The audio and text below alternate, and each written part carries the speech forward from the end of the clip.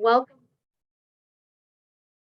welcome back, everyone, and thank you so much for joining us. Thank you to the Hand Watershed Center for co-hosting today's event. This is such an important topic for our community, and I'm just so thrilled to see so many folks engaged and interested and curious and wanting to understand more. My name is Tatiana Hernandez. I am the not so new CEO of the Community Foundation Boulder County. It's been just over a year.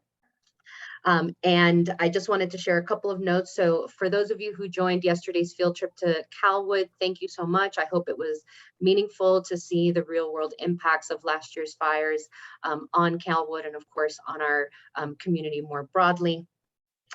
Today, we will have a number of panelists. I want to thank everybody for taking time and joining us to share their expertise to explore some of the themes raised in The West is Burning.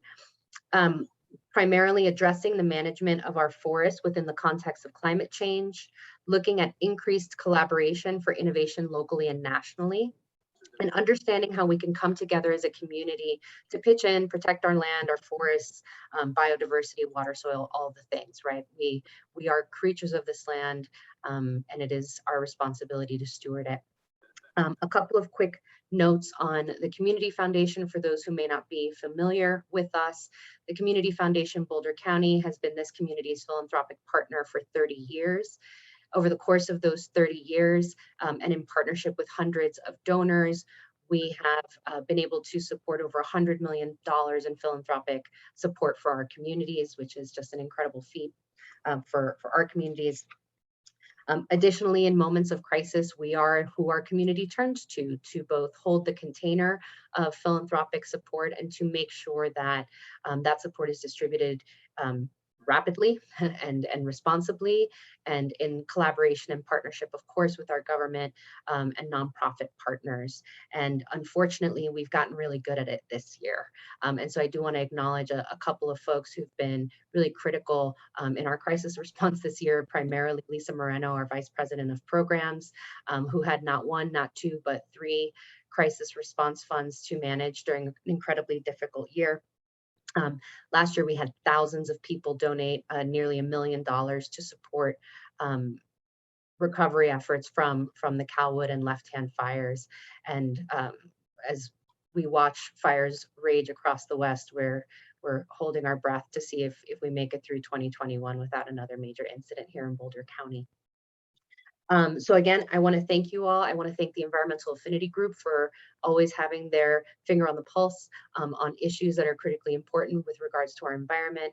Peggy Driscoll on our philanthropic services staff, who is just an absolute powerhouse in facilitating that work with the EAG, and generally there's someone behind the scenes, Hannah Blum, who I not so jokingly referred to as my boss. She is all things tech, so if at any point in time you have any technical difficulties, just chat Hannah. I'm sure she'll be able to help you. A couple of notes. I do want to thank one of our county commissioners, Matt Jones, for taking the time today to be here with us. I know Congressman Joe Neguse was hoping to join us. He's given us up for Joe Biden, and I can't really fault him for that. So he won't be able to join us today, but I do want to then just let you kick it off and say thank you to all of you again for being engaged on this topic. It's certainly something we care about deeply here at the Community Foundation, and something we are watching closely with our partners that we now have been in conversation with for almost a year as we work through the recovery from last year's fire. So I'm not exactly sure who I'm turning it over to, but I'll turn it over to someone to begin the panel. Thank you all so much for joining. Thanks, Tatiana. This is Jessie Olson, Executive Director with Hand Watershed Center. And before we kick off the panel, we're lucky enough to have Matt Jones join us and give us some context as to what we are doing to solve this landscape scale problem with our forests here in Boulder County. So I'll invite Matt Jones to please turn on your camera and you can begin your presentation.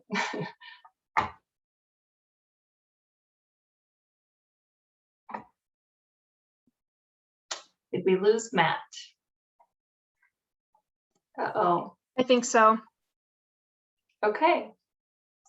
Is he under the attendees? Does he need to be promoted? No, he was there and now he's gone. Okay. Well, let me tell you about the Hand Watershed Center while can somebody please call him to get him back? So Hand Watershed Center works to protect and restore watersheds for people and the environment using a collaborative and science-based approach. And we've been lucky enough to partner with many of the panelists that we have here today in a project called the St. Vrain Forest Health Partnership. And through this effort, we've been collaborating with over 30 stakeholders to increase the pace and scale of forest restoration in Boulder, in the St. Vrain and Left Hand watersheds. And as a result of this effort, we're gearing up to be able to actually implement some restoration work in the watershed with the U.S. Forest Service kicking off the NEPA process, which is required for restoration work to be able to be done in the St. Vrain and Left Hand watersheds on their federal lands. So we'll be hearing more about that in a moment from our partners on the panel. And perhaps we will just jump right into introducing the panel if he is not joining us. All right, so some of these amazing panel members, let me tell you about them. We have, first off, Tony Chang, who, sorry, I'm scrolling down here to find my notes. So we have Tony Chang, who is the professor of forest restoration and rangeland stewardship, also the director of Colorado Forest Restoration Institute at the Colorado State University. He's been an integral partner with us in the St. Vrain Forest Health Partnership, leading some of our efforts in the science team. We also have Sean Cronin, who's the executive director with the St. Vrain and Left Hand Water Conservancy District. He's also an integral partner in working with our water resource providers and making sure that our water resources are protected. Angie G with the USDA Forest Service. She's with the Arapahoe Roosevelt National Forest Service and the Boulder Ranger District Ranger. So please welcome Angie. We have Sally Collins, the former USDA Service Associate Chief and a landowner in Allens Park, as well as a member of the St. Vrain Forest Health Partnership as a landowner. So those are our panelists. And has anybody heard from Matt before we jump in? I just sent him a text on his mobile. I'm not sure if I have the right number, but okay. All right, guys, we'll just go into the panel. So just reflecting on the film that you all just saw, the film really depicted some pretty grim realities related to the current conditions of our forests. So I'm going to address this first question to Tony. As a scientist and as someone that's been working on this career in your whole entire career, why is this important, and why is it important that we act now? And what will it require to solve this landscape scale problem? Yeah, a lot of that film obviously occurred in California, Pacific Northwest. I think maybe Greg Applett might have talked a little bit about this teeing up the film, but one of the key differences between what we have in the Rocky Mountains is that a lot of the forests that we have, especially here locally on the Colorado Front Range, are really meant to burn fairly hot and intense and at a fairly large scale. And in that way, that's so a lot of the areas that burn in the Cameron Peak fire, for example, like in lodgepole pine, those are naturally adapted and kind of designed to burn fairly hot. I think one of the things that's challenging is that we have some compounding stressors on our forests that are making these fires run a lot faster and cover a lot more ground in terms of just the dryness of the fuels because of the lack of moisture and elevated temperatures. And then certainly as we get lower down, especially around where we have people and infrastructure, water supplies, and those kinds of things in kind of the lower elevation ponderosa pine forest, those are forests that have adapted to more frequent fire like we saw in the film. And because we have taken fire out of the system, the fires that burn are uncharacteristically hot and also prone to really catastrophic events like we saw in previous years here. And so we're looking at several 100,000, if not a couple of million acres here in the Colorado Front Range that are in that condition or in that zone at least. And the kinds of work that we're doing in terms of thinning out the forest and making fuel breaks, those might be effective in somewhat of the lower conditions in terms of weather and fuels. But as we're starting to see, a lot of the fires that are occurring are really kind of making big patches of high severity and really impacting watersheds. And so we really need to ramp up where we do that kind of work and the geographic scale at which that work is being done in order to really start making headway on kind of matching the scale of the disturbance with the scale of the action that we're trying to achieve. Thank you, Tony. And also Chris O'Brien, I apologize for not introducing you. We have Chris O'Brien, left-hand fire chief with the left-hand fire district. It does look like Matt has joined, so I might pause the panel if Matt is willing to give his presentation now. I apologize, network difficulties. I think I pulled the cord, basically. So my name is Matt Jones. I'm a Boulder County Commissioner. Thanks for doing this. That film was great. We should get it out there wherever we can. And I'm going to start off by telling you a story and why I'm so passionate about this work, and then talk a little bit about what happened in Colorado, make it more local, and then also what's going on locally at the state and the county and the local work, and then have two asks. When I used to work for City of Boulder Open Space and Mountain Parks, and part of my job, I did wildland firefighting, mostly with prescribed fire, but some wildland fire. And the picture behind me tells part of the story. I'll see if I get out of the way here somehow. This picture's from the 2000 Walker fire. That's my engine, that white one there with the overhead lights on. We're not seeing anything. No, in my background. Oh, in your background, yes. Yeah, my head's in the way. I'll stand aside a little bit here. So I was up on the Walker fire. You might remember this fire from 2000. That's Flagstaff Road right there. And further up the road to the east is the Trailhead, everybody knows. And on the left side is Myers Gulch Trailhead, where prescribed fire had been and mechanical thinning had been done. And I'm behind that engine trying to get it to draw. It wouldn't draw. And you can see the flame length, about 100-foot flame length there on the south side of the road. And I was pretty head down with my shroud up. You saw the shroud in the film. It was intensely hot.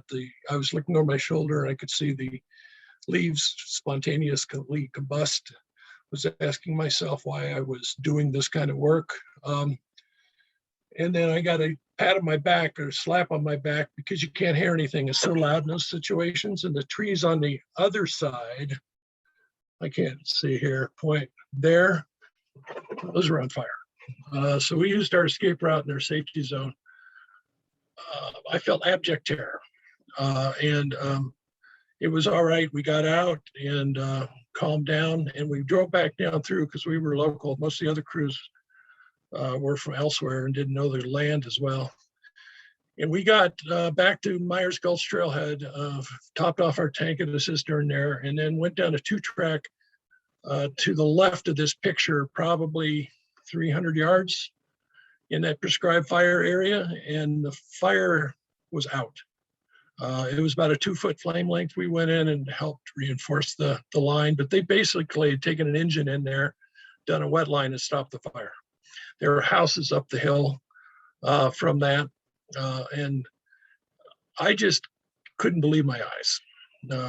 20 minutes before had terror feelings, and then the fire was out. And it's because it ran out of fuel. It ran into a prescribed fire area, and it's where we stopped it. So that's the story, and why I'm so passionate about this. It works, and that forest on the side without the flame there is a much healthier forest than the other side was. In Colorado, the scale of these fires get bigger. 2 years after this fire, in 2002, there was a Hayman fire, at 140,000 acres. And when I started doing wildland fire work in about 1993, a big fire was 10,000 acres. And it was like, holy cow, I can't believe it was so big. And then the 4 Mile fire happened in 2010, and 169 houses were burned there, as we well know in this county. And the irony of that is within 3 years, that number of houses burned, the number of them in fires had quadrupled. Three other fires surpassed this fire, all the way to the Black Canyon fire, Black Forest fire, at about over 500 homes burned. And then this last year we had, the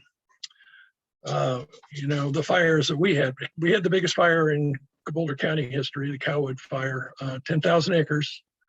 But to the north and west of us, 2 fires were 200,000 acres, 20 times the size. And north of that, the Mullen fire in the Snowies was about the same size. But you compare that to California, which we saw in the film. Last year, they had a fire that a bunch of fires grew together. It was 1 million acres. And that's what we're faced with right now. And that's why we need to act on this right now. At the state level, we did a lot of work in this last session. I used to be in the legislature, and these are my friends we were working with. And our umbrella organization, Colorado Counties and County Commissioners and Counties Acting Together, CCAT, did great work with the legislature, and we took our $1 million local granting program to $8 million. But the State Forest Service says if you just do the top 10% of forests, the highest risk forests, and you did it over 20 years, you need 50 million a year. That's the scale of the thing we're working on and what we need to work for. And that's just the money side. The social acceptance, the part of it, the social consent that the watershed group's on is all the more important, because if you don't have that, you're not doing projects, especially in Boulder County. So we're going to continue working at the state.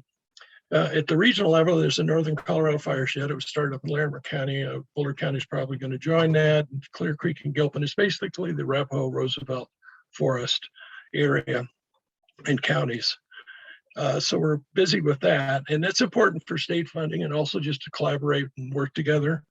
Last year in Boulder County, we started what we call the Fireshed MOU, Boulder County Fireshed. And it's 13 parties, including and plus the 2 watershed groups. And it's about forest restoration. And in fact, we have the Forest Restoration Institute working with us to do science-based work, which is just so important. And then we get down lower levels of that, the watershed collectives. So you have the Safe Rainforest Health Partnership, which is one of the group running this program, and the Boulder Watershed Collective as well.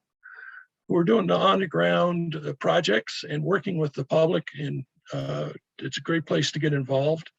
And then beyond that, at the local level, we have the fire protection districts, and you might know about the county's Wildfire Partners program, which is an award-winning program to help with home hardening, home defense, defensible space. By the way, firefighters look at that when they drive by your house to see if they can save it. You're trained to do that. And then we have other private landowners, which are so critical, because the patchwork we have in Boulder County. It's like there are houses everywhere, these mining claims, or look like pickup sticks in the mountains. And so we all have to work together to do this, and that's what's happening. Here are my 2 asks. So as you saw in the film, a critical path for us here is prescribed fire. And it's part of our toolbox to do this. We're doing a mechanical thing and a prescribed fire. Where we did that in the Cowwood fire, much of it was so-called good burn, surface level burn. The trees are fine. That's the way it's historically done forever. Every dozen or so years, low intensity fire would come through.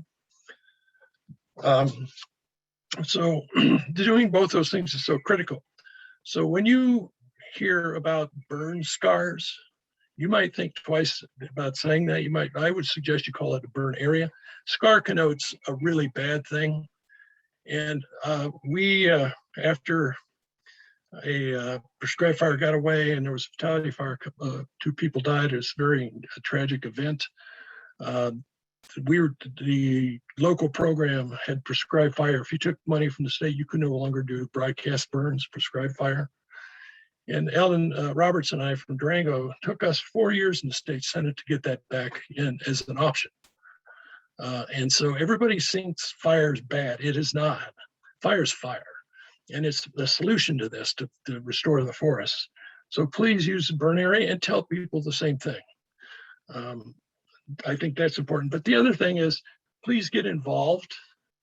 It's going to be so important to have your action in this thing. Get involved, tell your neighbors. You're going to hear about environmental assessment, environmental impact statement work the U.S. Forest Service is going to do. Get involved in that. Volunteer. Do the field trips.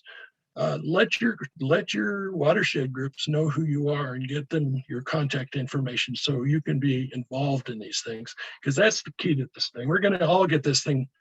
Only together do we get this thing manageable. And with the scale of the fires we're having now, we need to do this. We're really at risk of having a catastrophic event in Boulder or Lyons. And so we need to really increase the pace and scale of this work and restore the forest, put it back to where it was before we started suppressing fire. All those things are so important for us in Boulder County, and I hope you will get involved in that.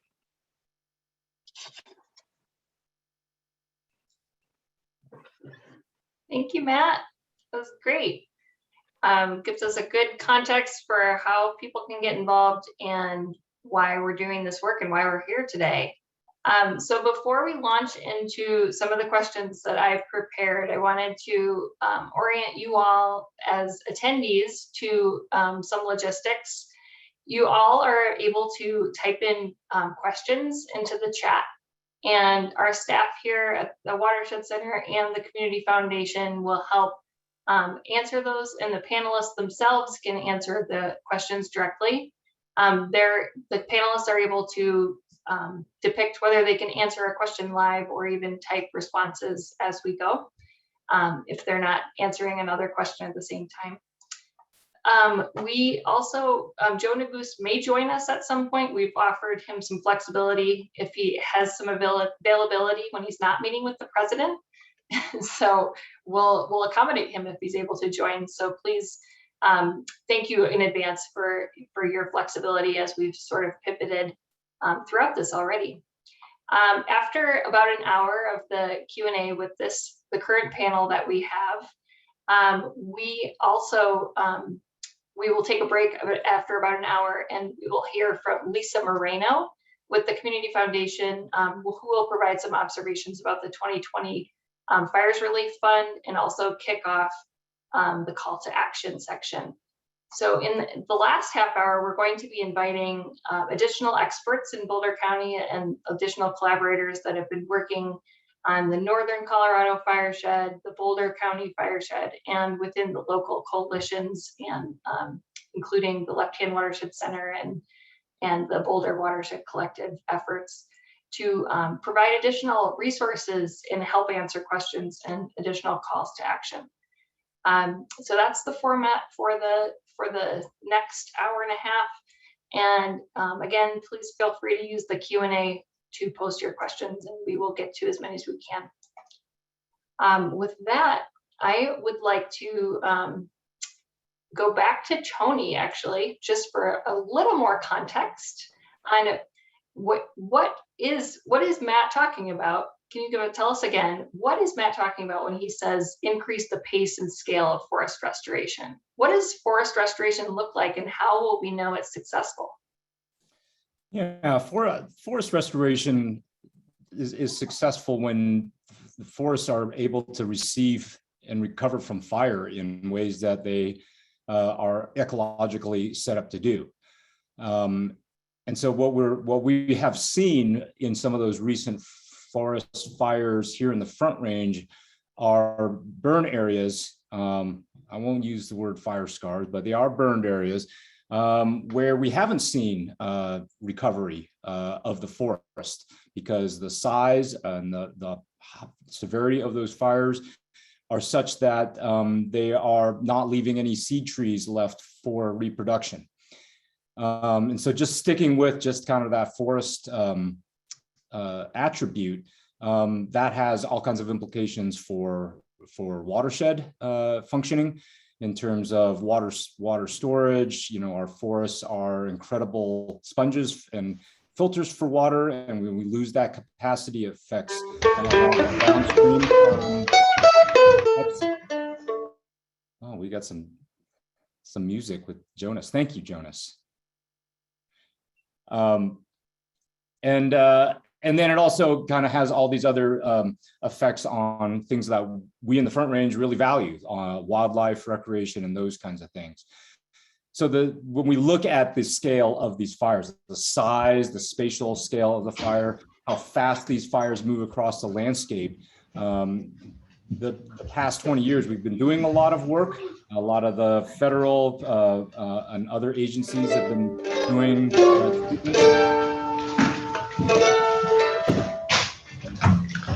Jonas, you need to mute. Sorry. That was awesome. I love Zoom. Things that we wouldn't otherwise experience in person. And so if you look at a lot of the treatments that we have been doing, they really don't match the size and scale of the fires that we're experiencing. It's not that we are looking to, I think managers are not going to be, doing these massive, clear cutting projects. It's that we need to look at the size of a landscape that really is going to be burning. We have a lot of tools and fire risk analytics that are at our disposal that we can use as predictive models now. And we can really see how fires can move across the landscape in fairly accurate ways. And we need to be able to match our planning and coordinate our activities in a way that matches that scale. So doing a combination of your thinning and your prescribed burning, working with a variety of fire services to develop these potential control lines, these potential operational delineations that really cover a fairly large area so that they know where to respond, how to respond, under what conditions to respond. So there's a lot of work that can happen that can all link together as kind of a mesh and a quilt that can really then can get a handle on these fires so that they are allowed to burn, right? We need fires as a natural regenerative force in our forests, but we also want to ensure that these forests aren't resulting in catastrophic consequences, much in the same way that Greg mentioned towards the end of the film.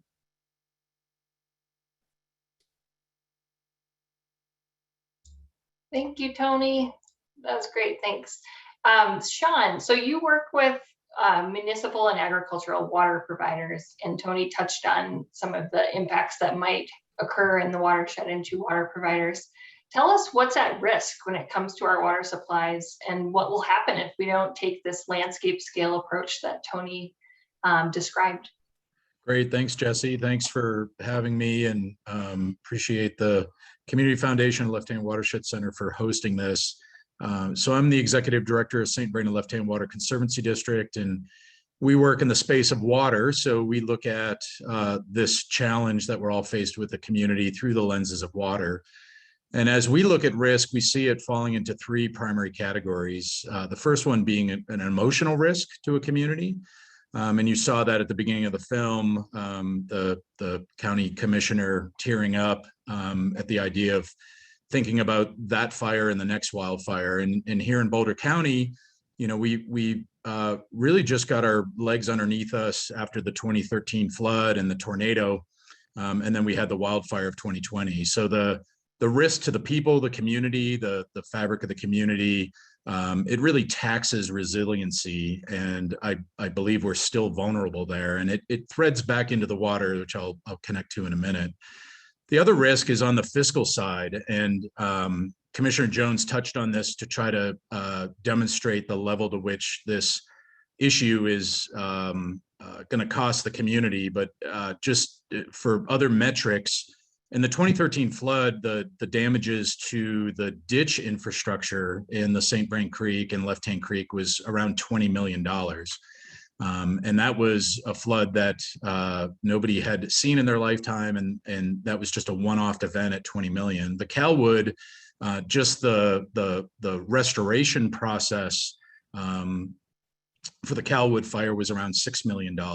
That wasn't replacement of homes and property, so on.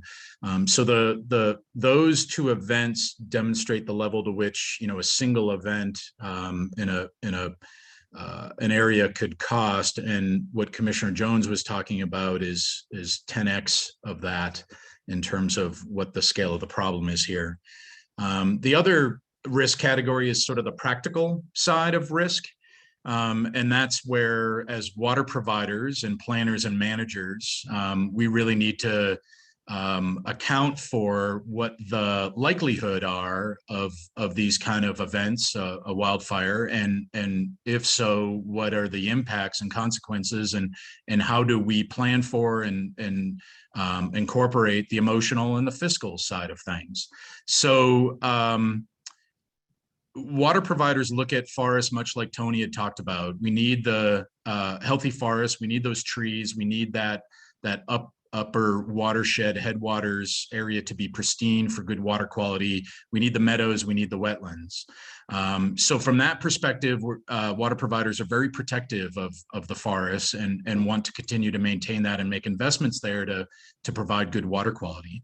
In the event of a fire, water providers are now concerned about the water quality side on the what would happen during runoff when that snow melt occurs and what comes down to its constituents, either agriculture or domestic. And the term we use is black water. And that is not something water providers want to see and provide for and have to treat. So you have a practical risk. And for water providers, much of the land is not owned by the water providers. We know in Colorado, much of it is federally designated lands, but we do also have private property. And as Commissioner Jones pointed out, sort of the checkerboard of land ownership that's in our forests. So water providers typically approach this by this risk by saying we're going to be redundant, and engineers will map out how do we go ahead and plan for a disastrous event, but the likelihood of that event happening at all the same time is very low. So let's go ahead and create some redundancy so that when an event happens in one location, we have another location that we can go to for water supply. So let me give you an example. The city of Longmont has basically 4 sources of water supply that it can provide to its customers. In 2020, 3 of those water supplies were on fire. When water providers sit around and do tabletop exercises on disasters, they don't talk about 75%, 80%, 90% being shut down at the same time. It's just really unprecedented and unheard of. And now it's becoming a regular occurrence. And the 2013 flood, as an example, essentially did the same thing. And the 2020 fire season. The 4th source of supply for the city of Longmont was a mile away from being on fire. 100% of a water supply system being on fire, again, is just not something that water planners, water managers ever really conceived. And now it's becoming part of the new norm. Now, let me emphasize and caveat on behalf of the city of Longmont, the water system is not currently in danger and wasn't at the time these fires were happening. But if the 4 sources of supply were to be on fire, and if that fire was to be a severe fire, and if that fire that severe fire ended up with black water and all those supplies, that could be very bad for Longmont, City of Boulder, any water provider community. So this is really why the St. Vrain Forest Health Partnership is so important and valuable. It brings the community together to really hit on those three risks. It brings the community together from the emotional side, the fiscal side, and the practical side. You know, the Bible says where no counsel is, the people fall, but in the multitude of counselors, there is safety. So the St. Vrain Health Partnership provides multitude of counsel and safety. So yeah, there's risks, and those risks are large, and they're the same as what was demonstrated in that film. But we have the right people at the right time attempting to address the issues, and the Forest Health Partnership is bringing that together. The primary challenge is what Commissioner Jones just talked about. It's pace, scale, and funding. Put another way, we need to act now, we need to act big, and we need to pay up. If we don't, the risks of water shortages, the risk of water problems and water quality issues is very, very real. Thanks. Thanks, Sean. That was great. You always put it into perspective and get us a little shook to the core on why we should be doing this work. So Angie, I want to turn it over to you to kind of bring a little bit more hope to the picture here and talk about the efforts that we're undertaking with the St. Vrain Forest Health Partnership and plans that we have to actually increase the pace and scale of forest restoration on federal lands. So several panelists and Commissioner Jones have mentioned the St. Vrain Forest Health Partnership, and many partners have been working together for 2 years or more now to really take a look at the St. Vrain watershed, the whole St. Vrain basin, and develop a vision for the landscape, and what do we want our forests to look like across that landscape, and what do we need to do to make sure that they are healthy and resilient, that they can receive wildfire without catastrophic and devastating effects, that we can keep our communities protected as best we can, and that landscape can also provide for other values that have been mentioned, you know, wildlife, recreation, just, you know, being in nature and your sense of place in the forest.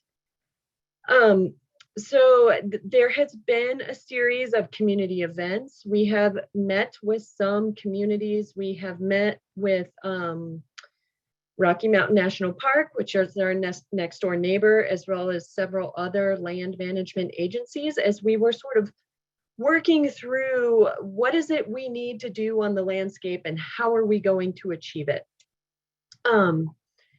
There is within that whole landscape approximately 67,000 federal acres managed by the U.S. Forest Service. And before we can do anything on those 67,000 acres, we need to do NEPA and analyze the environmental impacts of doing some of this forest restoration treatment. And you heard Sean say it, some you know, water infrastructure, water quality is directly affected by the management of forested landscapes. So we will be kicking off that NEPA process here very soon. This fall is the goal. You know, we want to be out in the communities. We want to engage. We want you to be a part of it, because only then will we be successful and be able to implement the treatments at the pace and scale that you've heard Tony Chang, Commissioner Jones, Sean Cronin talk about, in a way that does have measurable change on the landscape in a positive way, that can help influence how fire behavior moves across the landscape, that can hopefully allow fire to be on that landscape without having devastating effects. There's information about that online right now on Hand Watershed Center's website. More will be coming out, and we will be looking to engage the community at large, not just in the basin, but in Boulder County, as we work through the NEPA process and get to a point of decision so that we can actually be able to implement something on the ground. Great, thank you for that. Lots to come there, and we're going to hear more from some of the practitioners on the ground about other work that's happening during the next set of the panel. But right now, let's go to Chris O'Brien, who is also working on the ground on both fire recovery as well as on fire mitigation. So Chief O'Brien, what have you learned this last fall in 2020 during the fires, and how has it changed your mitigation priorities or planning efforts in the watershed? And tell us what you think is needed to protect our communities. Thanks, Jessie. I want to riff a little bit on what Tony Chang said about, and it's so tempting to call it a fire scar, but previous fire on the landscape. And what we saw in the left-hand canyon fire and the Galwood fires last year was every time the fire made contact with areas that had been previously burned or had previous mitigation effort in them, the fire came back down to the ground. And when the fire's on the ground, that puts it in a position where the firefighters are more effective in terms of fighting the fire. I know that in one conference that I was part of, there was a question raised about aircraft and why don't we put more aircraft on fire? Well, the aircraft don't put the fire out. They help to slow it down. They help to bring it back down to the ground. But when it's back down on the ground, that's where the firefighters are the most effective. So when we have really good mitigation efforts and when we have really good, and when we've reintroduced fire to areas that we're trying to mitigate low intensity surface fire, those two things combined have a really excellent effect in terms of bringing the fire back down into a controllable measure and allows us to actually get on it and work the fire and put it out in a safe and productive way. The takeaways really and truly, we as an agency do a lot of mitigation for our private property homeowners. And we've been pretty effective in trying to create linked defensible space mitigation areas within our district. But when we're talking about fire in scope like that, linked defensible space gives firefighters the opportunity to provide better structure protection, but it still puts the firefighters at great risk because the firefighters that are providing point protection on structures are literally working from within the fire rather than from the safer area on the outer edges of the fire. So what we want to try and do is to increase that mitigation to a larger scale. So we want to look at watershed or fireshed scale mitigation efforts and really kind of combine all of these different tools that we have for providing mitigation to private property owners, public lands, and so forth, and work together collaboratively to make sure that the efforts that we put in ultimately provide us with the best outcome in terms of fire behavior and fire outcome. And hopefully we can keep the fire on the ground.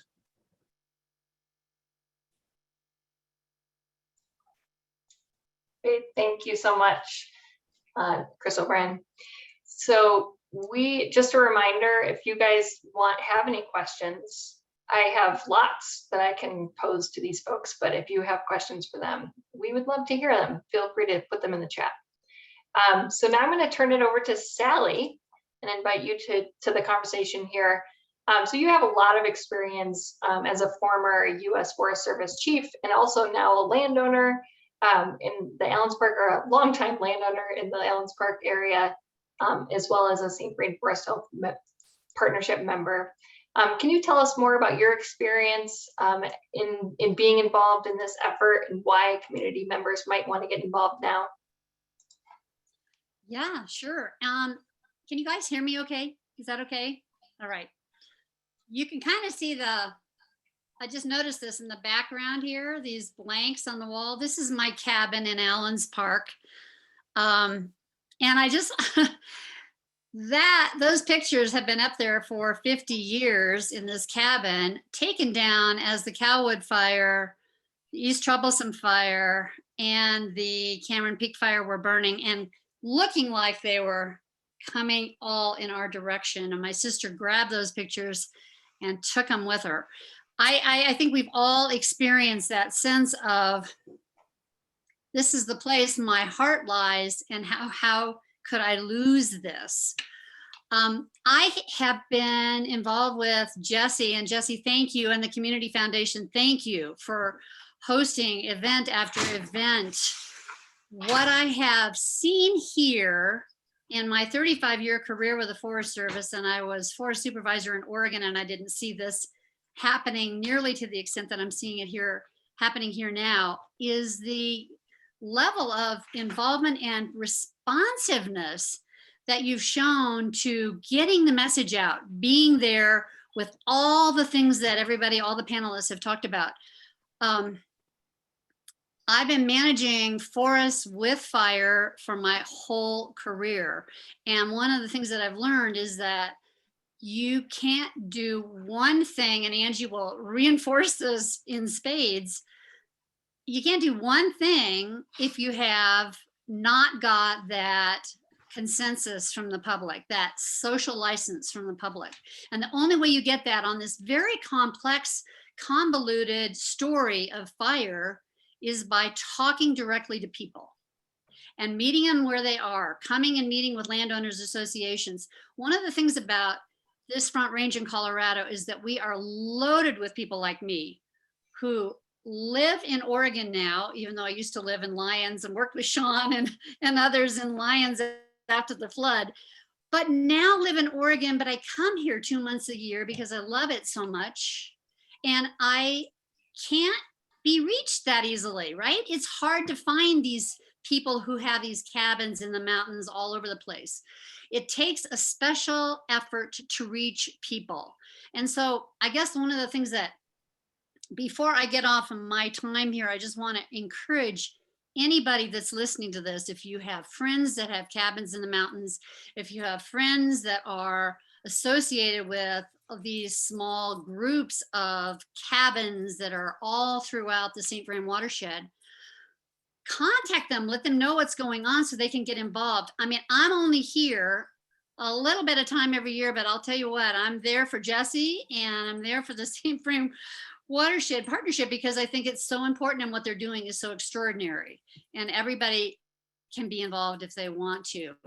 But before I give up my time, I want to say two other things. First of all, I want to add to what Sean was saying because my passion right now is to rethink the way we provide water in this country, knowing that water comes from healthy watersheds. And right now, Congress is debating this infrastructure bill, right? We've all heard about it. We read about it every day in the newspaper. Why doesn't green infrastructure get as much funding or at least some play in the funding for infrastructure? We build pipelines, we build dams, we build reservoirs. What about green infrastructure? What about healthy forests? What about natural, meadows, as Sean was saying? All the restoration that we can do to create a healthy watershed is what keeps us with clean water to drink in all of these communities around the country. And then the final thing I want to say is that wildfire costs us not only in terms of potential effects to people, lives, emotional, water, etc. But when you think about fiscally how much it costs us, for example, to keep that road open between Glenwood Springs and Denver after the fires burned in Glenwood Canyon, we have enormous cost to taxpayers when fires burn. And we don't necessarily think about all the costs that are associated with that. But there are immediate costs, but there's secondary and tertiary and et cetera costs that we can avoid. And we need to be thinking about adding these up and thinking about framing this in terms of a long-term problem that the whole country and taxpayers can invest in. And certainly beneficiaries of water like the Denver community can benefit from, or Boulder community can benefit from if they've got a healthy watershed feeding them. So let me just end by saying, this is so important to stay involved, and I am so grateful for what's going on here.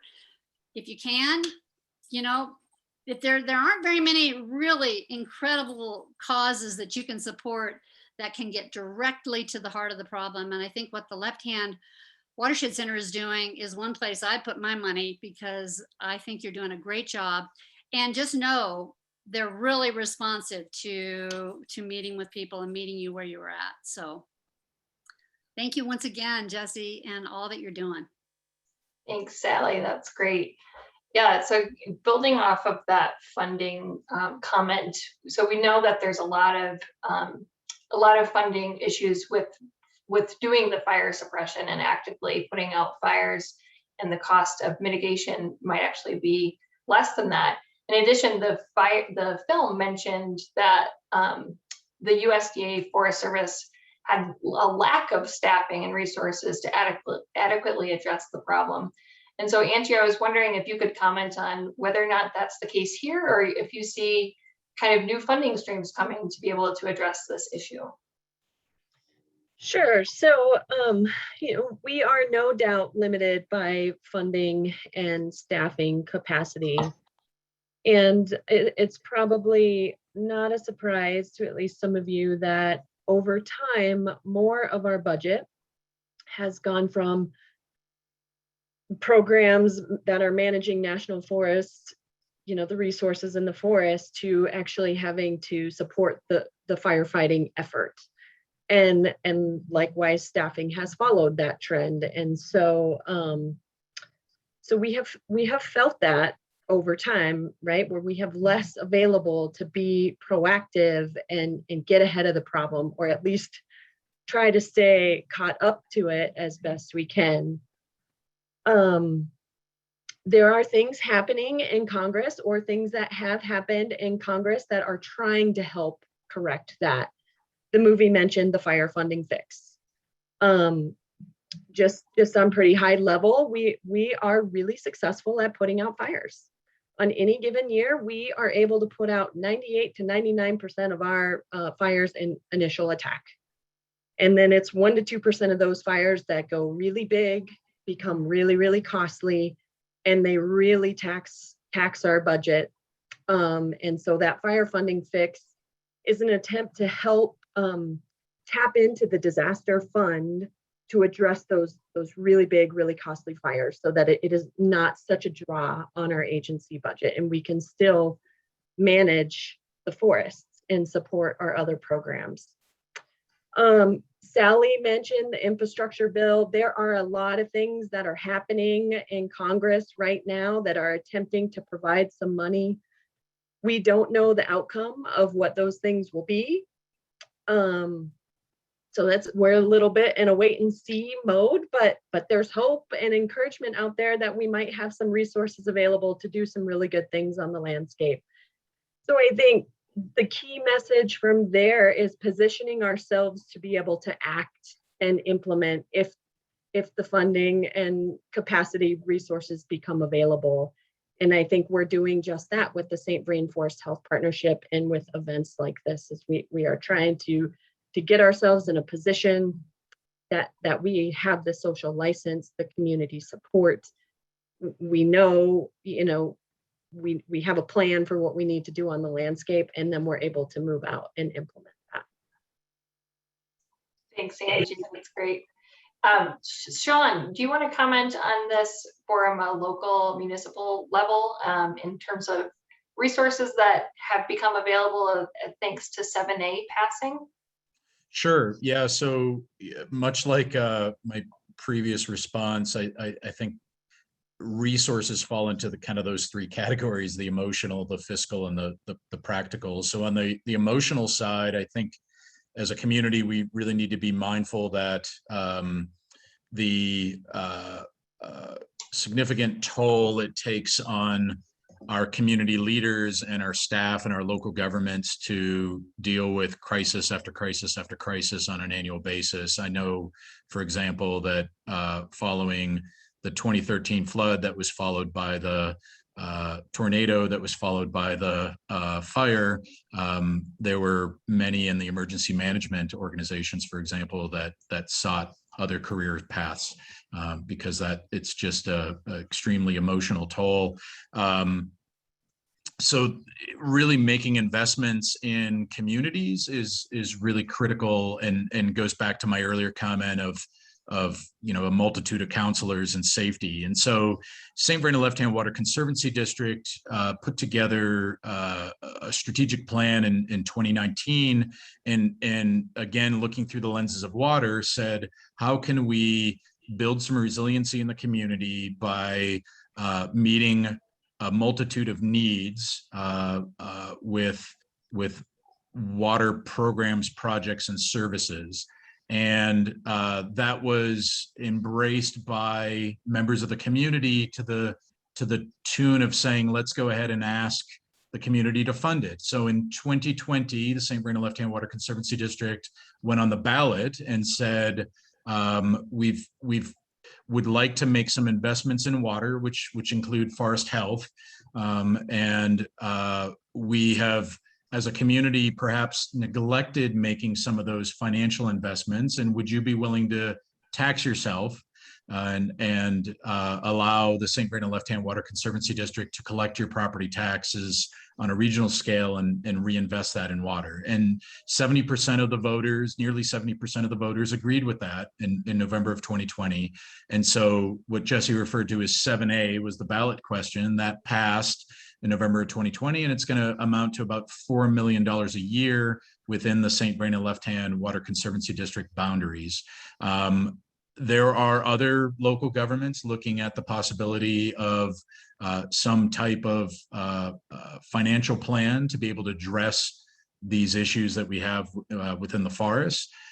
St. Brendan Left-Hand Water Conservancy District, as being a decent sized local government, to be able to generate $4 million is significant.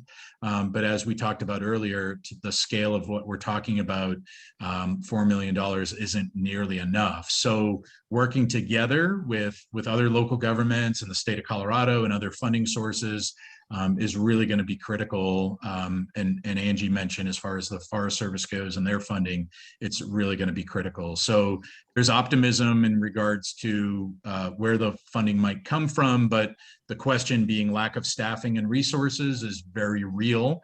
And again, where the St. Brendan Forest Health Partnership and bringing together the emotional, fiscal, and practical counseling is really critical. And again, hope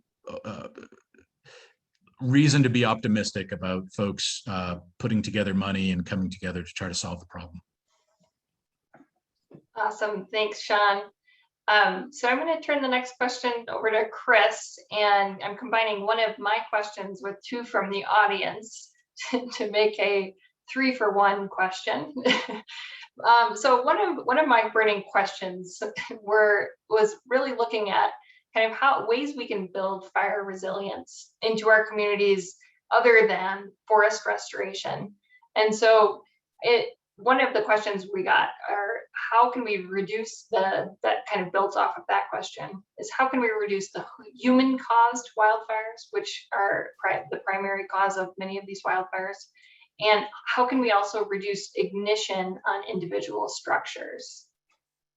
Ignition potential, I guess. Right. Yeah. Thanks. Those are excellent questions, and I don't know that there's a catch-all answer, frankly, to either one of those questions. To start with the human condition in the forest, it's a big challenge. There's a lot of education that goes on in terms of public lands use, private lands use. And as a result of that, we work really hard with the people that are using our public lands and our private lands to educate them and help them to understand that there are certain things and certain activities that they take while they're out there that they're responsible for, whether it's shooting sports or it's camping with campfires or what have you. there are plenty of opportunities to enjoy that space in an appropriate and responsible way. And there are plenty of opportunities where that gets away from us, and we don't do the job that we should do as users in terms of caring for the land. So it's a really big educational push, and it falls to all of us in the community, and regardless of where you come to the community from, but that really falls to all of us to make sure that when we enjoy the lands around us, that we're enjoying them in a responsible and appropriate way, and that we're taking the time to clean up after ourselves. We take the time to put our fires out completely, which means you have to be able to put your hands in the coals. You know, that's an extinguished fire. If you can't put your hands in the coals, you didn't put the fire out. If you're shooting, please refrain from using exploding targets. Please refrain from using ammunition that's going to spark, tracer rounds, those types of things. In terms of hardening homes, there's really good information from the FireWise organization in terms of how to harden your home and prepare your home for wildland fire. Good mitigation steps that you can take. And you can work with not only the Boulder County Building Commission, but you can also work with your local fire departments and other local agencies that are familiar with building practices and modern building practices to help to reduce the threat of fire to your home. Really and truly, when we watch that movie and you're looking at the Santa Rosa fire and you're seeing the ember storm coming off the road and just kind of moving across the landscape, the ember storm 9 times out of 10 is really what takes homes. So it's the pre-fire preparation that we all do, especially for those of us who live in the intermix. The pre-fire preparation that we do in terms of not only good forestry, good mitigation around our homes, but also how we take care of that immediate area right around our homes, that first 3 feet. The gutters are clear of pine straw. There's no pine straw in the roof valleys. Your patio furniture is non-flammable. Your decking is non-flammable. A lot of the homes that were saved in many of these wildland suburban conflagrations that we've bumped into in the past few years have actually been saved by cutting the deck off of the house. The deck was on fire. You cut the deck off the house, you save the house. So there are steps that we can all take. And as we work together as a community, especially having these kind of meetings and the education that we can get out, those really help to reduce the risk that people living in the intermix face on a daily basis. Thanks, Chris. That's great. So Matt Jones, I wanted to see if you wanted to chime in on this question in terms of, and the question, a second question that was brought forward by one of the attendees, in terms of any kind of policy that the county is considering to help create a more resilient landscape in which people live in Boulder County. So after the 4 Mile Fire, Wildfire Partners got started, and it's a program that works with individual homeowners to create defensible space around their house. There was a question in the question and answer about requirements. We require that of all special use reviews we do for building homes or making big additions, also fire resistant materials. And it's an award-winning program. It works really well. If you're in the mountains in the WUI, I encourage you to be involved in that. That's one thing we do. Plus, Parks and Open Space does a ton of great work on their properties with thinning and burning. And in fact, if the conditions are right, they may be doing a prescribed burn at Hall Ranch this year. They're doing work up by Caribou. And then the sheriff's office does emergency response and does a great job of that too. For me, I want to kind of get something going on those are kind of different areas of the county, and I want to do more because of the pace and scale. And by the way, the picture in the background, my new background, I don't know which way to go here. So that's what that fire looked like. Remember that big flame? That literally you can't see the flame because it's already out, but that's us improving the line, and that's what it looks like. It's slurry, by the way, on the hose. You can see the red, but it's just dramatic, and you can see if a healthy forest protecting houses, giving firefighters a shot. and instead of that big flame length. Great, thank you. Sean Kernan, what are ways in terms of doing things in the river to create more resilience for our water supplies? What are some actions that we can take as a community to build resilience to wildfire within our rivers? Yeah, thank you. So again, through the lenses of water, I often have conversations with folks that either have a reason to engage in water issues because something went awry, or they're just intellectually curious about different things around water. And I end up ending the conversation with, let's call this a water awakening, where something has sparked their curiosity, and the film actually alluded to it towards the end, and I think the communities have now awoke to fires and the health around forests and how these fires have historically been on the landscape and what they look like in the future. And so using water again as the nexus of my world, we benefit as water planners and water managers by hearing from folks what their values are. We benefit, we make better water projects, we make better water programs by having an engaged public. And as Sally was alluding to earlier, particularly in the mountain areas, it's challenging to be able to engage with all the different opinions that are out there. So I think this type of event and having the opportunity to hear from folks about what their concerns might be and what their values are is really critical. But then there's a challenge to others who are attending the 71 or so participants to really engage with others. And the film showed, I believe it was a Parks and Open Space manager director in California or Oregon, sitting in somebody's living room and saying, thank you for having me. And I believe that Boulder County as a geography is still just small enough to be able to do that.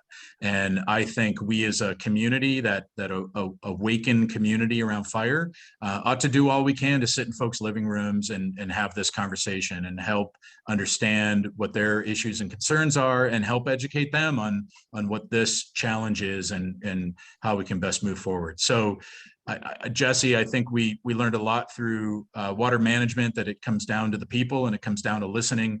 And I think we can apply that to the forest. Great, thank you.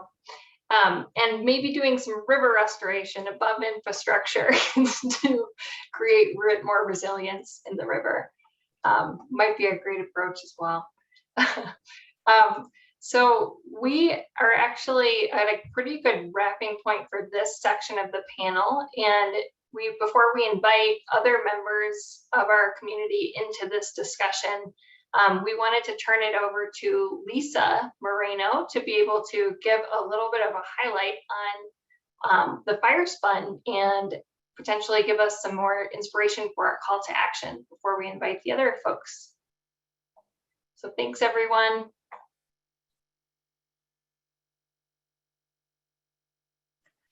I'm already experiencing technical difficulties. There we go.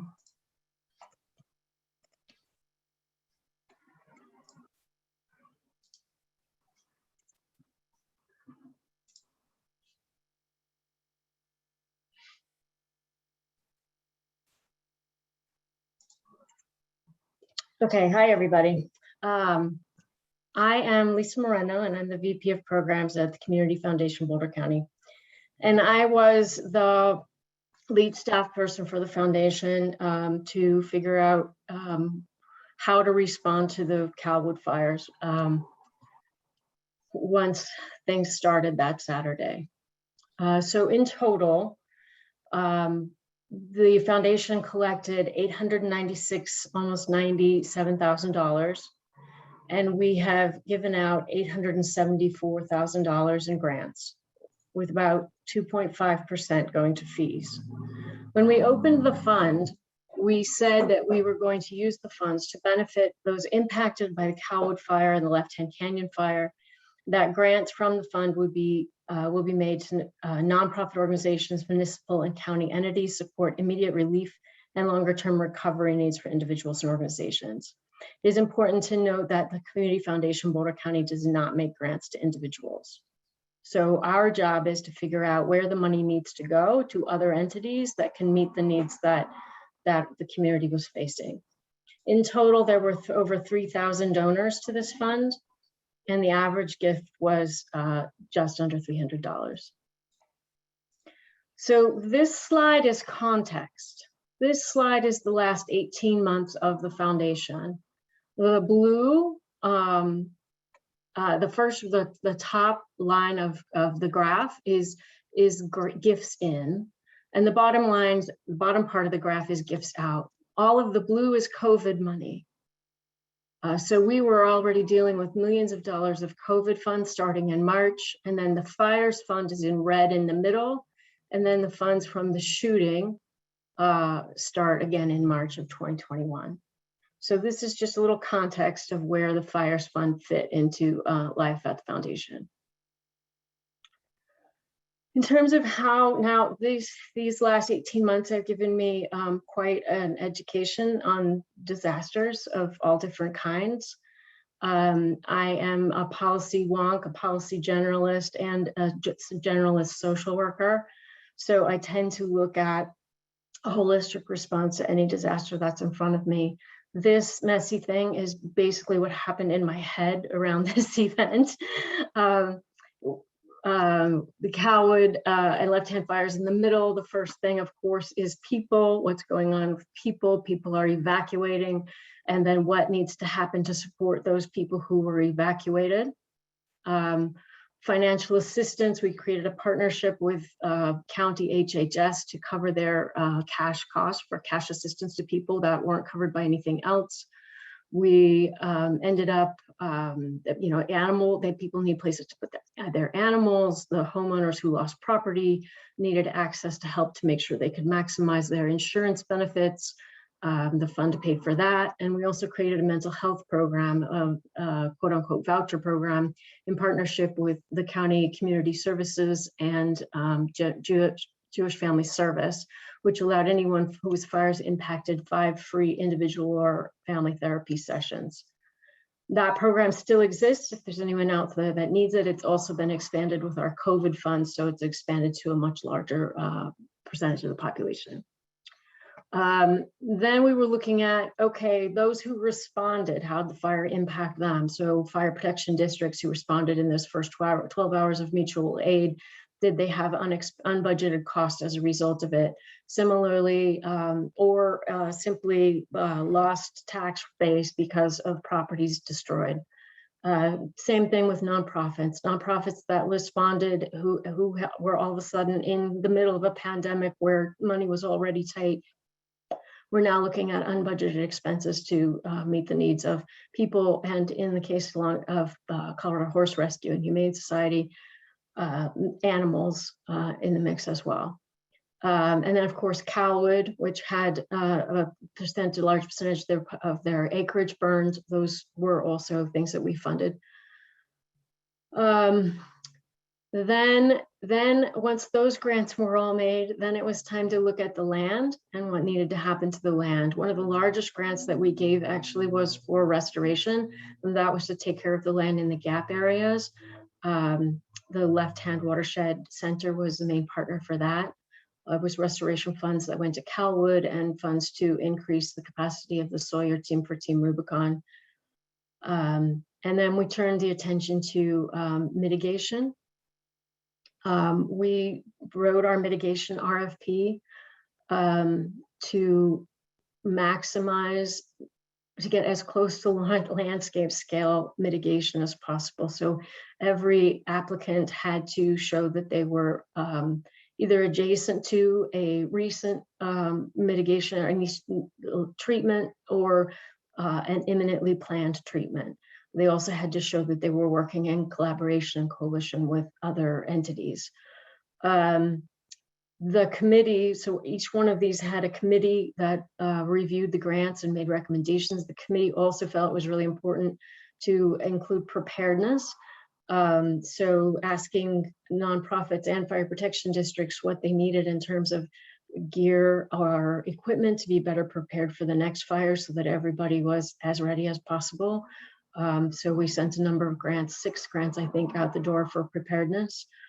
And then the last grant we had was to the Left-Hand Fire Protection District to do some treatments in the conservation easements from the 2 neighborhoods that were most impacted by the fire. So to give you a visual, the land restoration is the largest grant, and you can see that in the pie. When we originally told the community what we expected to do, you can see that we thought that the immediate needs would be 20%, the fires impacted nonprofits would be 20%, the fires impacted fire protection districts would be 25%, and restoration would be 25%, and mitigation would be 10%. And then the actual percentages of how the grants went out the doors is next to that. The projected percentages are just something that help us think about all the steps and parts to a response like this. They're more guides than anything else. Oh, sorry. At the bottom, there's a link on our website. If you search Fires Relief Fund, you can see the entire list of grantees. In terms of lessons learned and takeaways, this was actually my first fire. It was my first fire after my first pandemic and before my first mass shooting, but my first fire, and there was so much to learn. It was overwhelming and an exhilarating way to learn all these different levels and pieces of a response to a fire. You all work in a really technical field, and when I look at the list of everybody, not just in the panelists, but also the attendees of this event, I think that we probably could add up thousands and thousands of years of really dense experience on fires response. So things that I noticed as a newbie to this field are that yes, homeowners whose property are damaged or lost face just a devastating loss. And it's important to remember that the impacts of the fires reach far out into the community in multiple sectors, and all of this is happening at the same time. One of the things that I noticed is that disaster notifications are only sent out in English. The other thing that I noticed is that often fire protection districts have a really hard time getting donations, because a lot of the folks who do due diligence on donations, on nonprofit donations, think that fire protection districts aren't nonprofits. And I just want everyone to know, don't let anyone ever tell you that fire protection districts cannot receive a tax deductible donation. Fight them tooth and nail, because they're wrong if they say that you can't.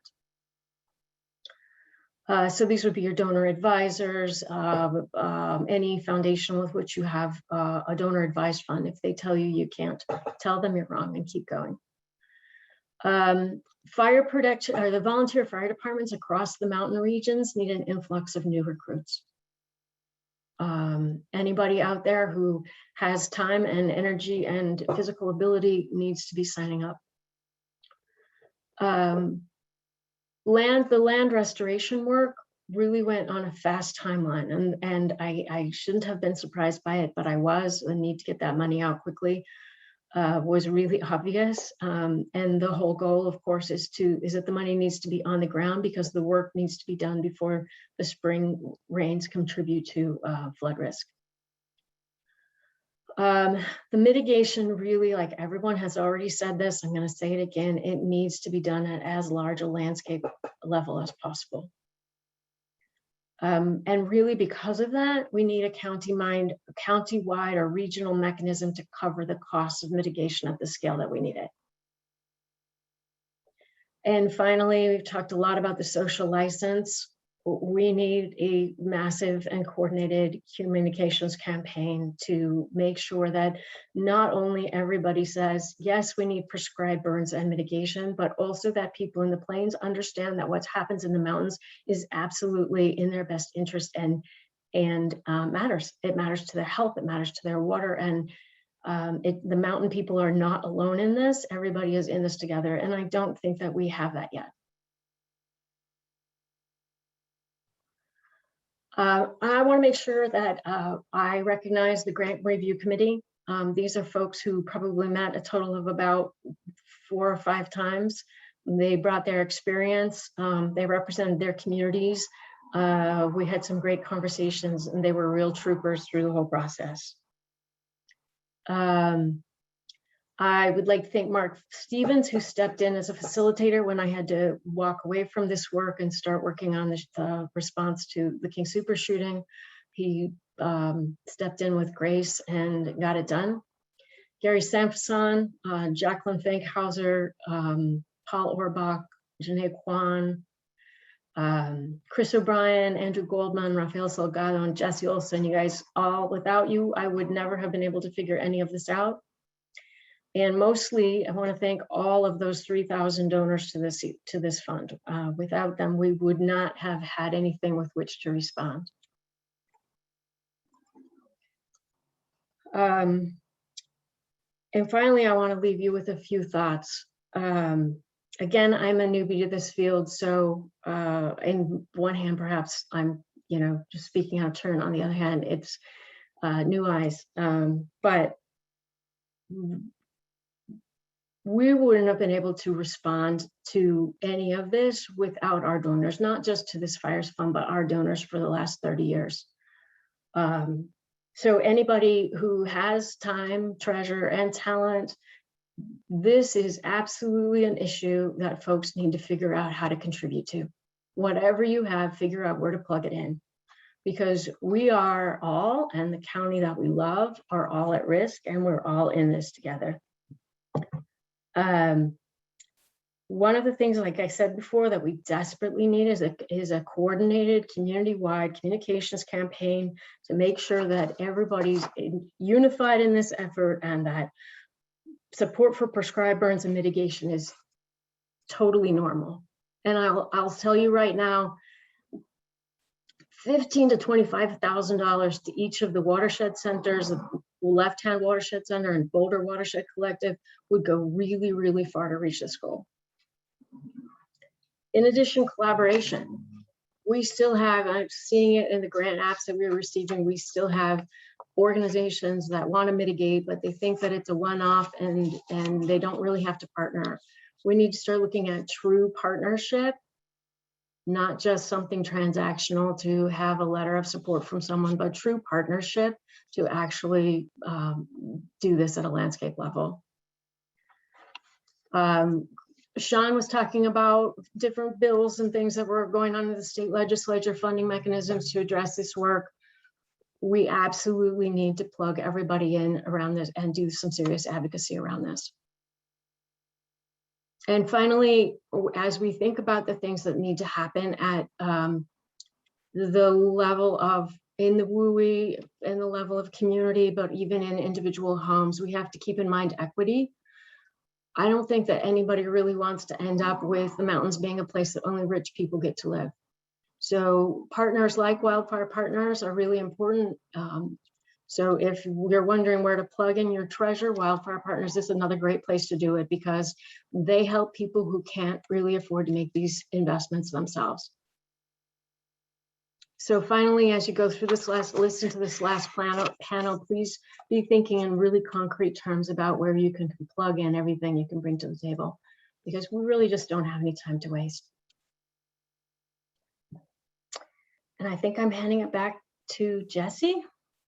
Yeah, thank you so much. That was great. Wonderful call to action and great introduction to some of our next panelists.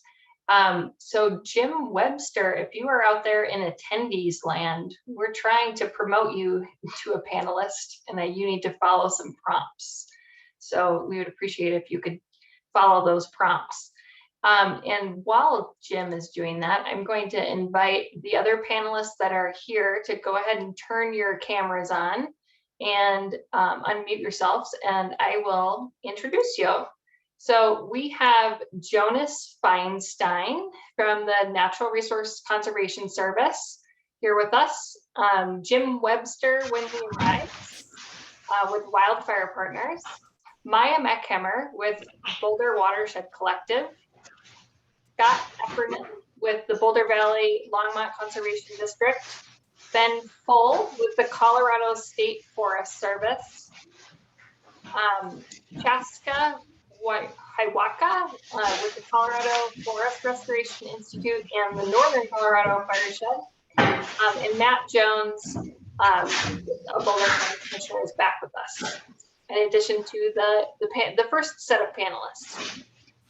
So thank you all for joining us. So I'm going to bring in Maya right away from the Boulder Watershed Collective. Maya, can you tell us, somebody needs to actually mute. Is it Jonas again? It's always Jonas. I have learned that over the past 2 years. Maya, could you please tell us about your organization and how the community could best participate in building a fire resilient future for Boulder County? What's your perspective here? And you're muted. So. Okay, got it. Thank you, Jessie. My name is Maya Meckhammer. I'm the director with the Boulder Watershed Collective, and we work in the Boulder Creek watershed, which is primarily the southern half of Boulder County and then spilling into a little bit of Gilpin and Jefferson County. And we are working with communities in the forested portions of the watershed to really try to pull landowners together to develop larger scale projects that are adjacent to existing or planned work that has been completed by other larger agencies like the Forest Service or the county or something like that. So that's the strategy right now. I really feel like it's a little bit cliche, but I'm going to say it anyway. The idea of thinking globally, but acting locally. This is a really large scale problem that we're faced with right now with the scale of wildfires. But the idea of working within your own communities, I think, can be really powerful. You know, if you feel like as a landowner that you need to do mitigation on your property, it's really a great opportunity to be talking to your neighbors. Somebody put this in the chat or the question and answer already, because the neighbors really need to be doing mitigation and home hardening and working on their properties as well. I think we're really past the time where we can really look at individual solutions, and we really need to be looking at community solutions. And so I think there is a lot of benefit and a lot of power in rallying your neighbors and, you know, building community efforts. And the Boulder Watershed Collective is really looking forward to connecting with more communities to help advance this process within the communities. Awesome. Thank you, Maya. Scott, I wanted to bring you in from the Boulder Valley Longmont Conservation District to let folks know about what your organization is and how you are helping solve this landscape scale problem.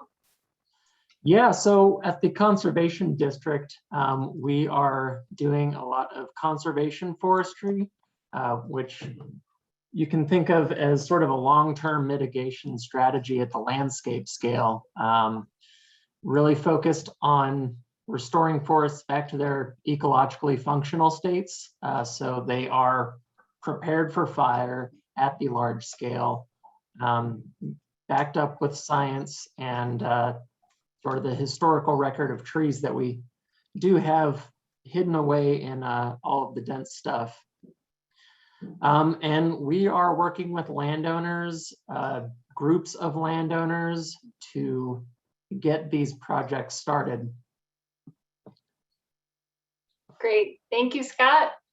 So now we'll turn it over to Jim Webster to tell us a little bit more about the Boulder County's Wildfire Partners Program and how that might help with this problem as well. Yeah, so we work with homeowners in the foothills and mountains. So not on the plains, but our high wildfire risk areas. And Wildfire Partners was initiated by Boulder County in 2013. And we've been working for the last 8 years with homeowners to provide technical assistance and financial assistance. We have over 2,800 participants in the program, with more joining every day. And so the idea is to start with the home and reduce that ignition potential by hardening the structure and then working on your defensible space. So we provide an on-site assessment, customized report. We talked about financial assistance and just ongoing processes. I mean, Maya talked about working with neighbors. So this is working with individual homeowners prepare for wildfire. We talk about underinsurance. We talk about emergency preparedness, everything related to mitigation and preparedness. And we'll have an expert, whether it's a former fire chief or a former district forester, come out and walk your land and look at all your trees and give you a plan for living with wildfire. That's what we're talking about here, homeowners surviving wildfire. So we can do a lot to reduce that risk of homes igniting by taking action before fire. So wildfirepartners.org, we've got a staff, great staff, and we work with a lot of the partners that you've heard from today. So we have 10 forestry contractors, including the Left Hand Fire Protection District with Chris O'Brien. So free chipping program. So we've been focused on this, as a community for the last 20 years. And like people are talking about here, we really need to ramp up our efforts. And this year it's happening. We're getting more and more people joining. We no longer do outreach. We get people just flooding in as much as we can handle. So a lot of mitigation is taking place. I mean, homeowners in the foothills and mountains are taking action. I think sometimes the perception of folks on the plains is that no one in the mountains is preparing for wildfire. They're thinking about wildfire every day and taking action. We still need more action, but a lot of things are happening. And that's what we like to see, action on the ground with people removing the dense forest and creating those openings, promoting apps. And we had a great program last week with the Mile High Youth Corps launching the Colorado Climate Corps with Representative Neguse and Lieutenant Governor. So lots of action, whether it's Teens Inc. working in Netherlands or the watershed groups we talked about. We really are partnering with both insurance companies and realtors and Ace Hardware, Indian Peaks, Ace Hardware, every private business. We're getting lots of action taking place in the foothills and mountains with all the partners that are here today. Great, thanks so much. So Ben Full is another one of these amazing resources with the Colorado State Forest Service. And we'd love to hear how your program is different or similar to the Conservation District programs and Wildfire Partner programs. Yeah, thank you, Jessie. And did you want me to talk about the funding as well at this point, or are you saving that for later? You can talk about it now, and we can also just provide links if folks are interested. Okay, thank you. So Ben Full, Colorado State Forest Service. I work at our Boulder field office. So we focus our efforts in Boulder and Gilpin counties. The State Forest Service, we are a part of Colorado State University. So we've got a history of education and outreach in our blood. But we are a stewardship focused agency. So we're very similar to many of the folks that have spoke tonight, where we're involved in the planning, we're involved in the education, the coordination, not just the cutting of trees. So one thing that it's not unique to us, similar to some of the folks here, is we do work with a lot of the cooperators and partners on this call, but we also predominantly work with private landowners. So much like the Conservation District, we're looking at helping that piece of the puzzle. One thing I took away from that video that I hadn't thought of before, but it goes along with the scope and scale that we keep hearing about tonight. I thought the commissioner spelled it out pretty well, but this can be pretty daunting to think about. All the problems we were talking about are in the movie. I forget the gentleman's name, but he referred to it as a generational problem. So therefore, to fix it, it's generational. So to me, I see that as increase in planning, increase in education, engaging with as many folks as we can. So I'll skip right into the funding piece, because we can talk about what we want to do all we want, but it also costs money. So I'll speak to a few of the funding sources. It's not all of them, but Commissioner did allude to one of the key state funds that really picked up pace in the last year. Our state legislature noticed, the fires from 2020 enacted. So one of the key grants we have in the state is the acronym is FIRWORM, so Forest Restoration Wildfire Risk Mitigation Grant. But it's a state grant, and in the last year, the state increased that 4 to 5-fold from its historical level, so $8 million a year. What they also did is put that from a tier 2 severance funded grant program to a line item in our state's budget, so $8 million every year. Now, the commissioner alluded to that's small drop in the bucket compared to what we need to do, but it's a huge increase and it's available every year. So for those interested, that's available for application next summer. And then I'll just mention there are 2 key federal grants as well that are facilitated through the U.S. Forest Service State and Private Forestry Division. One is the State Fire Assistance Grant. Applicants can receive up to $250,000 for their applications. And that's on all non-federal lands, so private and municipal county lands. Similar to that, there's another grant for those of you that have communities or properties next to where the U.S. Forest Service is doing treatments. There's a special grant for those properties. The Community Assistance Funds adjacent to national forests. The acronym is CAFA. That one is also applicants can get up to $250,000 to do treatments next to federal lands. And I'll take a break there because if we're talking about funding, there's some others here as well that could talk about that. That's great. Thank you, Ben. Yep. Okay, so next I wanted to hear from Stefan from Boulder County Parks and Open Space about efforts that they've undertaken to help increase the pace and scale of restoration on their lands. Hi, Stefan Reynolds, Senior Forester for Boulder County Parks and Open Space. So, we have been actively managing our forests for a while now, and we are taking advantage of a lot of the programs that Ben just mentioned, grant-funded programs from the state, the SFA WUI program. As Matt mentioned earlier, we have a project up in the Netherland area on our Caribou Sherwood project. It's a 100-acre project, and that's that SFA WUI that Ben just talked about. But we have, in the past, we've also taken advantage of a lot of FEMA funding and to kind of leverage our dollars so we can get more acreage treated on the ground. And so FEMA has a few programs that we've taken advantage of, pre-disaster mitigation grant program, and then also the HMGP, which is the hazard mitigation grant program. So, as the county and operating on our open space lands, we're trying to take advantage of whatever we can and leverage the dollars. Of course, we have internal funding from Parks and Open Space, and we use that to match these programs. So instead of just using our funding to do projects, we really are trying to stretch that dollar. We work very closely with the Boulder County Sheriff's Office on our prescribed fire programs. So as Matt also said, we have plans to start a 800-acre prescribed fire project up on Hall Ranch. We're not going to get all 800 acres done in a year. We have kind of limits on what we're allowed to do, but it's kind of starting that project that we can be working on over the next 5 years. So we're just going to continue our planning process and keep moving things through. Obviously, when more funding comes down, we will continue to apply for that. So we're getting a lot of jobs on the shelf or projects on the shelf ready to go, and then kind of working with these partnerships to see where we can fit in if we have land in those locations. That's great. Thanks, Stefan. Now I want to zoom back out, since we've heard from many of our practitioners and partners that are helping private landowners do work on their lands, the counties doing work on their particular lands.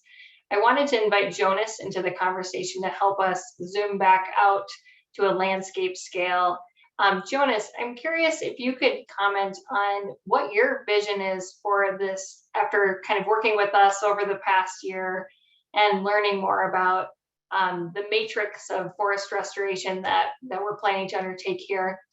What's your vision for this landscape, and how has the Natural Resource Service been supporting us, and how has this collaborative process been working for you? Thanks. That's a really excellent point. way to tee it up, Jesse. And really, at the end of the day, look, we got tons, everyone here that's been present in this discussion, in the panel discussion, so on and so forth, is really kind of focused on this idea of, of a shared vision, right? We may not exactly know exactly where that is or how that is, like Jerry Franklin alluded to in the film. And I think it's really important to like say, okay, what is the shared vision of success? And it's not just saying we don't want to see bad fires, or we don't want to see bad insect outbreaks, or we want to see more clean water that's derived from this this community or this watershed, or we want to see communities safe. Those are desired outcomes, but there's a desired condition that sort of facilitates this at a scale that is meaningful, it has impact, and it's durable, right? We're spending tons of money, we're having tons of activity, there's lots of moving pieces, and the sort of the attack that we typically see across the West, and I have experienced here in the Front Range specifically, is random acts of conservation being randomly applied, right? And this ideal that any work, any activity is being sort of metered towards that goal that achieves this sort of nirvana of a collective impact to all these things that we care about. Okay, so I think we typically speak past each other collaboratively on the things we want, and we take for granted the things of what is tangible and concrete to achieve those things we want.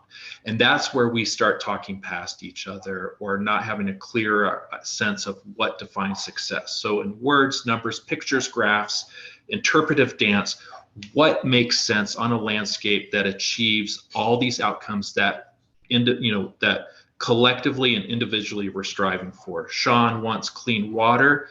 Well, for us to achieve landscape resilience at a landscape scale involving prescribed fire, there's going to be watersheds that have to produce black water, right? For us to effectively stop the front of a 40,000 acre a day, gobbling monster of a flaming front, we have to have treatments that are not only to scale, but intensity. Because we don't just want to say, hey, we want to stop and we want to modify fire behavior, but we want to forest afterwards. I can develop the perfect fuels treatment that every tree left behind is going to be scorched and dead afterwards. Does that define success, even though we might have hit a fire behavior metric? So for us to think holistically, like authentically holistically, I call it the H, not the W, holistically, that the sum is, that the whole is greater than the sum of the parts, that we achieve this sort of non-mutually exclusive triangulation of identifying these values, sources, these values, these desired future conditions that that sort of hone in on, triangulate, if you will, to this like perfect, Venn diagram of like real mutual interest and operational space for us to apply whatever the tools we need to apply, prescribed fire, mechanical, fire use, for a lack of a better term coming up to the top of my head, and be able to integrate that sort of fluidly through the process of planning and looking as a community towards these landscapes. There's going to be tons of money, and what will happen, and it alludes back to the film, we're going to need to do something with all this carbon. We've been really good at sequestering carbon for the last 120 plus years, and what to do with it, whether it's fire via smoke or turbidity in a river, and or dissolved organic compounds, or wood fiber, that we are trying to deal with as quickly and as efficiently as possible. And that's going to require, to some extent, an industry. But I really love the tool, the thing that Greg Aplett alluded to in the film, and that was the idea that this is forest management. This is active forest management in the service of ecology. Ecology is calling the shots here, right? Forest management, the drip torch or the hot saw is the tool to achieve that. How we do that in terms of a grand vision and funding that is up collectively to us to sort of suss out and figure out, you know, where the shared, you know, the shared opportunities are, and also the shared risks. And I think as a collaborative, it's our responsibility to sort of look at it and say, we don't know. We may not have all the answers. We have some pretty good leads on the answers, but gosh, in this place of uncertainty, is there an opportunity for us to learn to take risks together, swing it out of the ballpark, maybe take a miss, but we do it together in this idea that no one is trying to, you know, there's not some sort of gamesmanship associated or a zero-sum approach, that we are authentically, we're monitoring, we're engaging the science, and we're taking risks. And to date, you know, to be perfectly honest, my impression with lots of forest management throughout the Front Range is when we take this sort of shared risk approach, to date, I've not seen where we've crossed a threshold where someone says we took too many trees out. I'm going to put it out there, that, you know, with the science monitoring and the like, or we took out too many big Doug firs, or so on and so forth. And I guess what I'm trying to say is a little bit of a hot button issue. It's not without controversy, but for us to engage in some sort of meaningful collaborative monitoring, and also, you know, putting it out there a little bit. And what I'm saying by that is, by us willing to create that flexibility and that ability for us to collectively learn, but also for us to engage in that collective risk taking, that gives us the opportunity to speak to our best intentions. And I feel like a lot of the time, so much of our discussions are rooted in this idea of, we're afraid of the fires, we're afraid of the effects of bad fires. And we never sort of extol the virtues of, like, what is a functioning, healthy, multi-resource, you know, long-term benefiting ecosystem or watershed. And I think that those values and that interest is like you know, we're scratching on the surface of that, but we have not yet sort of overcome, I think, some of the more foundational pieces towards what achieves this like long-term resource benefit: soil, water, air, plants, animals, you know, the human social environment that we all live in. And I think getting a better, clearer picture of us doing that will have benefits to the resource in the watershed, the community. Gosh, we might even get a mill here. I don't know, you know, stuff like that. But you have to lead with the vision. So I'm always big on the vision and putting it out there. Swing for the bleachers. If you're going to be a bear, you might as well be a grizzly. Yeah, that's great. Thank you, Jonas. So one of the themes you touched on is, you know, taking risks together and being able to recognize that we can't understand complex systems in one year of data collection is not going to give us everything that we know about those ecosystems. So one way that we're tackling that is this collaborative adaptive management process that we're undertaking as part of the St. Vrain Forest Health Partnership. And I wanted to bring in Chaska at this point to actually talk about both the resources that are coming from the Northern Colorado Fireshed in regards to adaptive management, as well as in regards to the collaboration and collaborative approaches that we're taking here at the St. Vrain Forest Health Partnership, and how some of those tools are coming from a more regional scale. Yeah, thanks. My name is Chaska Waiwaka. I am a research associate at the Colorado Forest Restoration Institute. So I work with Tony, and I'm also a coordinator for the Northern Colorado Fireshed. And zooming out, Matt Jones earlier mentioned that there's 3 levels of collaboration happening, from the local to the watershed to the county, but there's also this 4th level of collaboration in the Northern Colorado Fireshed Collaborative. This is a regional network, so spanning from like the Wyoming border down to I-70, involving the Coalition for the Poudre River Watershed, Big Thompson Watershed Coalition, Estes Valley, the 2 Boulder groups, and now the Clear Creek Watershed Forest Health Partnership, as well as other partners. And this network that's working to increase the pace and scale of not only mechanical and manual fuel reduction methods, but also prescribed fires and strategically managed wildland fires across jurisdictional boundaries. And so we're doing this sort of through this three-pronged strategy. One is developing a landscape level long-term strategy informed by the best available science that allows partners to scale up their impact. And I'd say part of this involves sort of a long-term monitoring strategy, which is currently being workshopped in our steering committee, which will eventually involve an adaptive management process that sort of looks across all the different watershed groups that may have their own collaborative adaptive management strategies going on, but brings them together in some sort of annual event to learn from one another, to learn what's happening across the watershed boundaries, and also to adjust our own strategy and goals moving forward.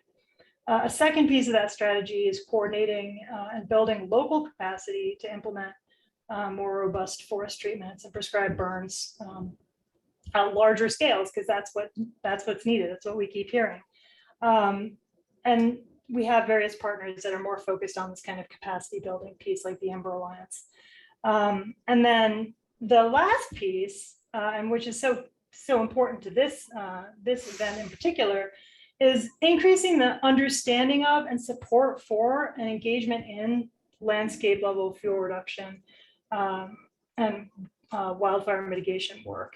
And that's why the work, we rely really heavily on the watershed groups within the Northern Colorado Fireshed to really carry that work forward, to get the community support through events like this. And this is, in terms of a call to action, I'd say the best way for residents to get involved and participate in a fire resilient future beyond, in Boulder County, but also beyond Boulder County, is to get involved with these watershed coalitions and forest health partnerships. Go to the meetings, take advantage of these learning opportunities, donate your time and resources if you can, but definitely take this back to your neighborhood, talk to your neighbors about this, and know that we're working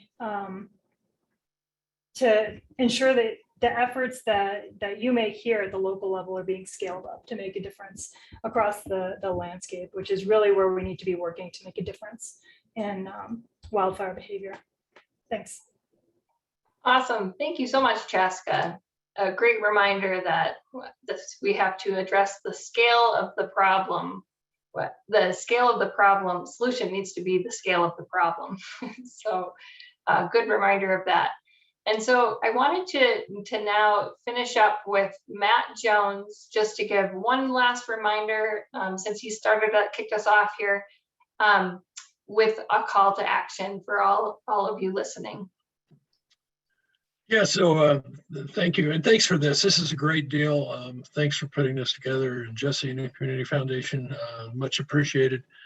And I appreciated the words at the end there about needing to work together, having to share the vision, and to think about this as forest health restoration more than wildfire mitigation.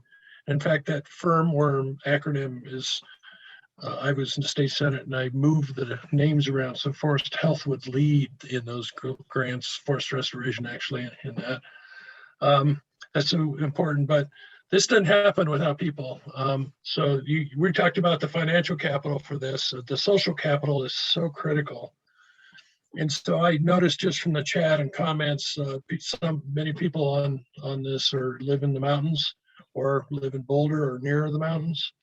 And we really need you to get involved through the watershed groups, through the U.S. Forest Service EIS process that's coming up, through just on the ground helping people understand the importance of this work.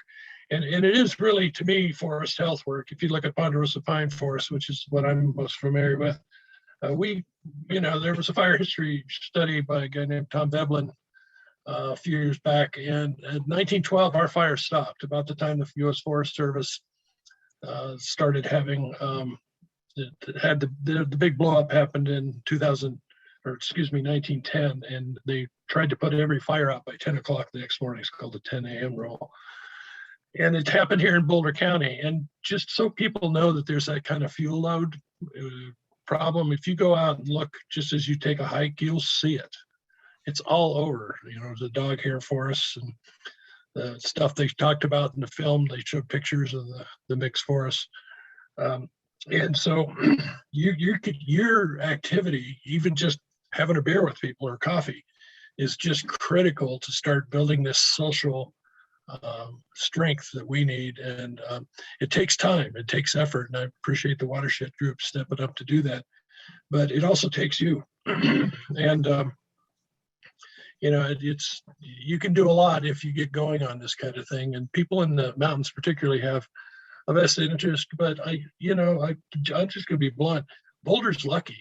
The Flagstaff fire, you might remember the Flatiron, what was it? Flatirons, what was it called? Doggone it. Flatirons fire, you probably remember this. I think it was 10 years ago. It was along that ridge line and burned Baird Peak and a Ford for wind shift and some C-130s. I don't know, it might have come down. There was a fire earlier right over by the visitor center at El Dorado Canyon State Park that was working up the hill, and firefighters caught it and the story bomber came in, all that stuff. But that could really be a thing. And City of Boulder is doing some great work in Shanahan and other places, which is great. But the City of Boulder is at risk. And then so is Lyons and many other places, and the people in the mountains, of course. So we all have to work on this together to make a difference and stay involved, be a promoter of good forest health planning, scientifically based forest health planning, because it'll pay off for us. And if we, this last fire season just scared the bejeepers out of me. Cameron Peak fire, if you overlaid it on Boulder, if you overlaid it, started at Lake Granby, it goes into Boulder. That's how big that fire was. So we need to get going on this, and thanks for being involved in it. Awesome. Thanks so much, Matt. And we have some of our panelists are putting in the chat some of their parting thoughts on how to get involved and take action on this issue and participate in solving this problem and also building a more resilient fire future for Boulder County. I would like to take the time to thank all of the amazing resources that it took to put this together. We have so many different agencies and partners here. It's almost like one of our partnership meetings. So really appreciate your participation and help. I would also like to thank the Boulder Community Foundation for co-hosting this event. We definitely could not have done it without you. And thanks to all the behind the scenes help. We really appreciate it. Great panelists and a great start to the conversation, and we look forward to continuing it well into the future. So thanks everybody, and good night. Thanks everybody. Thank you, everyone. Thanks. Take care. Thanks everyone for joining tonight. Good night, everybody.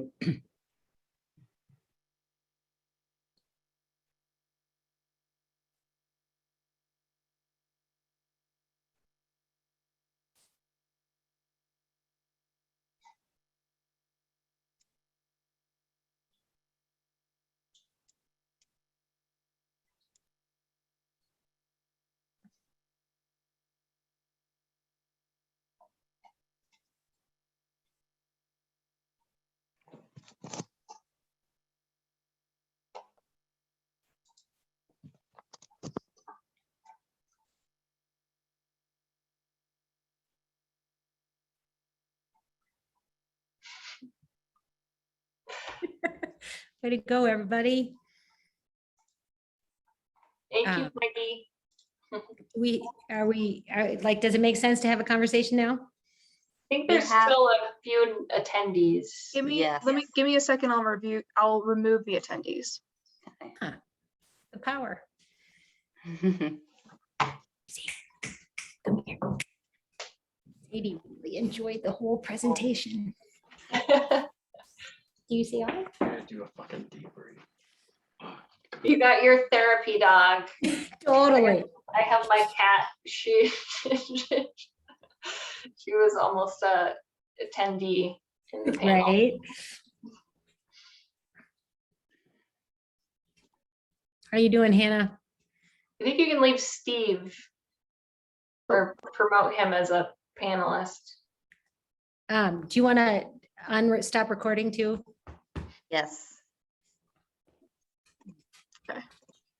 Not that I'll say anything particularly controversial, but that was awesome.